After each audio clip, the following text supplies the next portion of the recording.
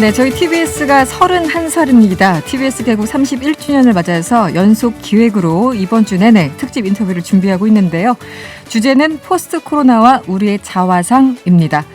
오늘은 조세 정의 그리고 자산 불평등에 대해서 이야기를 나눠볼 텐데요. 내가 만드는 복지국가 오건우 정책위원장 모셨습니다. 어서 오세요. 예, 안녕하세요. 네, 어떻게 팬데믹 가운데 잘 지내셨습니까? 예, 무사히 잘 지냈습니다. 무사히 잘. 네, 칼럼도 잘 쓰시고요. 저희 열심히 챙겨보고 있습니다. 고맙습니다.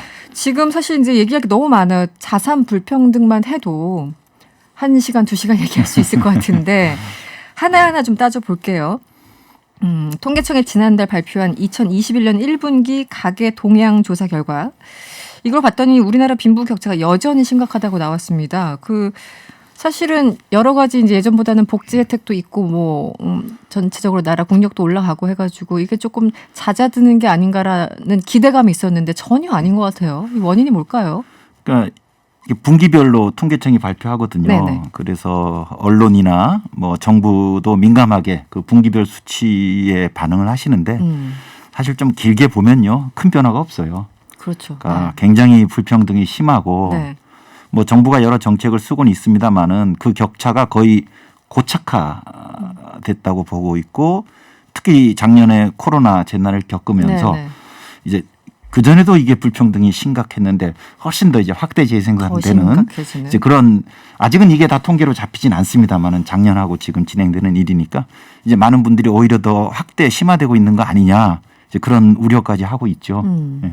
이게 조세 문제 또 복지의 문제 이런 것들이 서로 다 이제 함수관계로 연결되어 있는데 그냥 일반적으로 생각하면 부자는 일단 좀 많이 내고 많이 번 사람은 거기에 따라서 많이 내고 또 누진적으로 내고 또 적게 번 사람들은 조금 낸다거나 아니면 안 낸다거나 이런 식으로 어쨌든 이 조세라는 게 좀 원활하게 움직여서 뭔가 좀 가난한 사람들, 어려운 사람들 도와줘야 된다고 생각을 하는데 일반적으로 아주 평범하게 얘기했을 때 지금 위원장님 생각하는 조세 정의라는 건 어떤 건가요?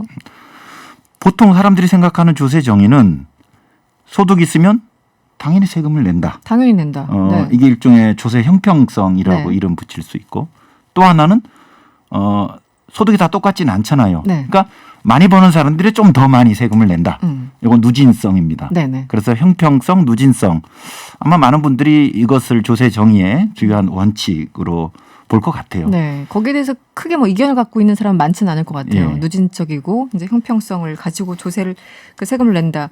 그런데 지금 보면은 세금을 오히려 뭐라 그럴까, 최상위 계층 같은 경우는 실효세율이라고 하잖아요. 예. 우리가 이제 수치로는 나와 있는데 실제 내는 걸 따져봤더니 저 위에 계신 분들은 오히려 실효세율은 또 낮아졌다. 예. 최근 4년간 보면 이건 왜 이런 건가요?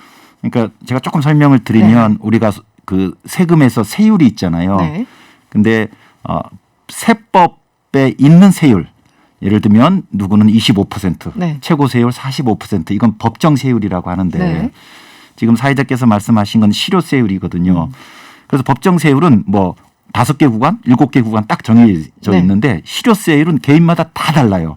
왜냐하면 분모는 자신의 원천 소득이고 분모는 네. 그 분자는 자신의 세금인데 자신의 세금은 다 다르거든요. 그렇죠. 그래서 사실은 이 조세에서 가장 중요한 개념은 바로 이 실효세율이에요. 실효세율. 이 세금의 강도를 보여주는 거거든요. 그런데 법정 세율이 아무리 높아도 네. 애초 소득에서 과세되지 않는 어떤 영역이 있거든요. 이게 네네. 공제입니다. 공제 감면. 공제 감면이 많아버리면 네. 아무리 높은 법정 세율이 정해지더라도 실효세율은 실제 내는 세금은 즉 분자가 줄어드니까 낮아질 수 있는 거거든요. 네네. 그러니까 지난 한 8, 9년 과정을 보면요, 우리나라 소득세나 법인세의 법정 세율은 굉장히 높아졌어요. 소득세율 같은 경우는 지금 최고 세율이 45%니까 네. 여기에 10% 지방소득세가 또 붙어요. 그러면 49.5이면요. 네. 우리가 가입해 있는 OECD 국가 평균은 훌쩍 넘어요. 그 수치만 본다면. 네, 그러니까 네. 우리나라 세금이 세구나라고 네. 생각할지 모르겠지만 원천 소득에서 세금을 부과하지 않는 공제가 너무 커지는 거예요. 그래서 아까 말씀하신 슈퍼 부자분들, 네. 예를 들면 우리나라에서 상위 0.1%에 해당되는 분들은 당연히 법정 최고 세율이 적용되고 네. 또 최고 세율이 계속 올라왔으니까 그분들의 실제 내는 세금의 그 수준도 높아질 것 같은데 누진적으로 지금 보면 조금 그대로이거나 혹은 떨어져요. 이건 뭐냐면 이런 슈퍼 부자분들이 다양한 방식으로 공제를 찾아서 지금 챙기고 있다라는 거거든요. 특히 금융 쪽에서.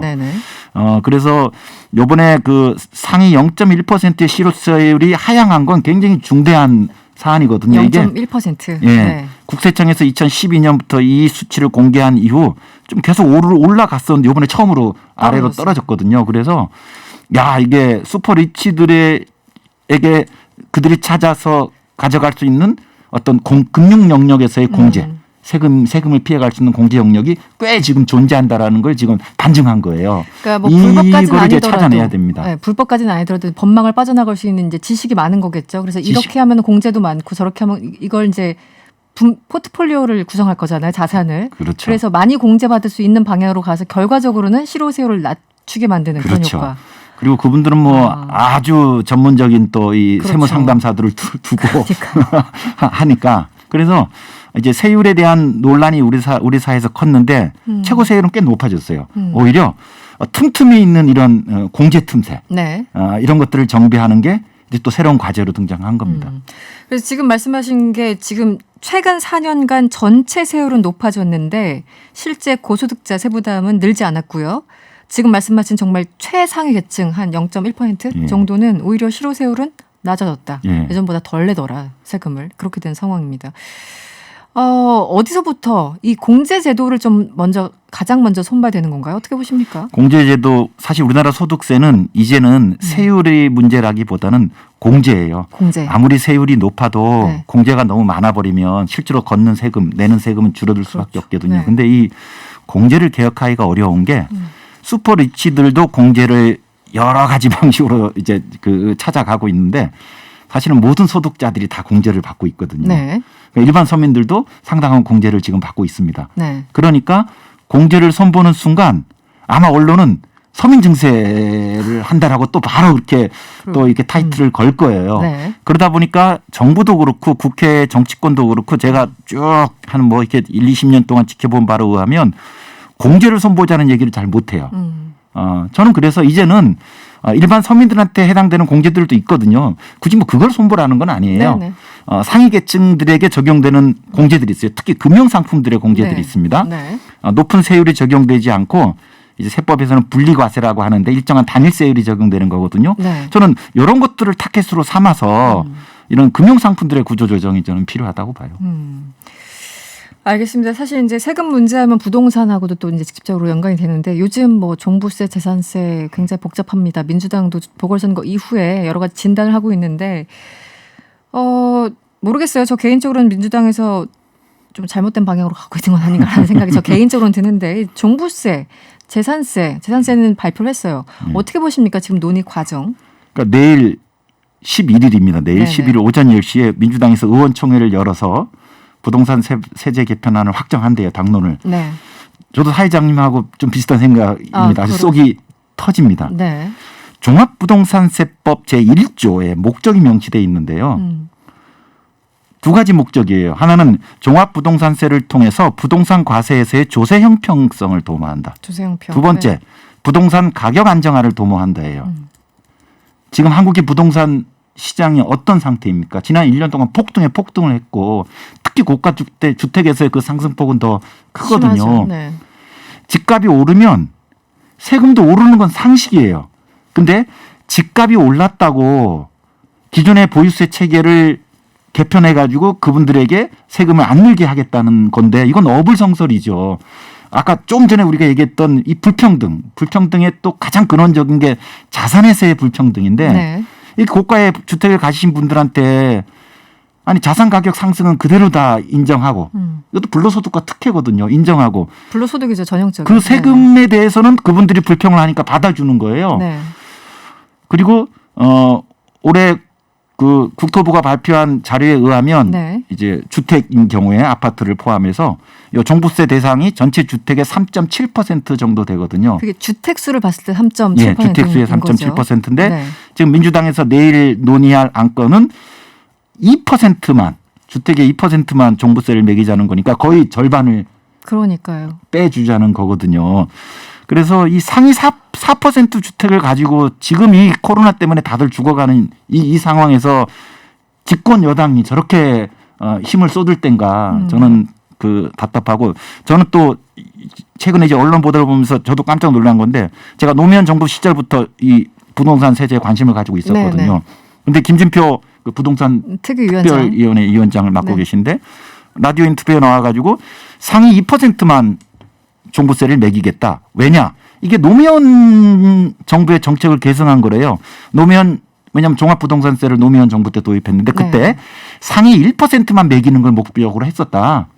근데 이미 지금 뭐 3.7까지 갈 예정이니 한 2% 정도로 하겠다는 건데, 제가 그래서요, 저도 그때 종부세 도입을 둘러싸고 제가 그때 국회에서도 보좌관으로 일을 했기 때문에 좀 알고 있는데, 저는 그런 이야기를 들어본 적이 없고, 그래서 또 민주당에 혹은 그전에 노무현 정부에 관여했던 분들한테 제가 다 수소문했는데 공식적으로 1%를 얘기한 적이 없어요. 노무현 정부가 얘기하는 1%는 보유세 실효세율을 1%로 상향하겠다는 것이지 주택의 1%만 종부세를 매기겠다는 게 아니거든요. 그리고 종합부동산세법에도 그런 내용도 없습니다. 그런데 집권 여당의 특별위원회 위원장을 맡으신 분께서, 저는 이게 참 곤란하다고 봐요. 그러면서 이제 상위 2%를 정당화하시는데, 이거는 내용도 이게 적절치 않지만 그 제공하는 정보가 사실과 다르다. 저는 그러면서 좀 분통이 터져요. 그러니까 당시 정책실장, 청와대 정책실장 하셨던 분이 갑자기 생각이 이정훈 나는데, 실장. 그 교수님도 최근에 이제 인터뷰에서 뭐 2% 얘기하고 하니까 1% 얘기하니까 우리 1%를 겨냥한 적 없다. 다만 조세 저항이 당시 워낙 셌기 때문에 거기서부터 좀 늘려가자는 취지였지 1%를 처음부터 목표로 하지 않았다라고 반박을 하셨거든요. 근데 김지표 위원장이 다른 얘기를 하셔가지고 저도 어떻게 된 건가? 같은 정부에 계셨던 분 맞나? 이런 생각이 들었었는데, 이게 사실 이제 주택수로 말씀하시면 3.7%지만 그걸 내는 사람 수로 따지면 1.3%대 아닙니까? 주택수. 근데 이제 그 1.3%는 5천만 명 기준으로 1.3%니까 사실은 뭐 아이들까지 1인이 다 집을 갖는 건 아니거든요. 그러니까 뭐 가구주 기준으로 보면 주택수 종부세 비율하고 뭐 인원 비중이 가구주 기준으로 보는 게 맞다고 봐요. 그러면 한 3 내지 4% 정도가 종부세 대상이다라고 저는 이해하고 있습니다. 그 수치를 보는 게 조금 더 정확하다.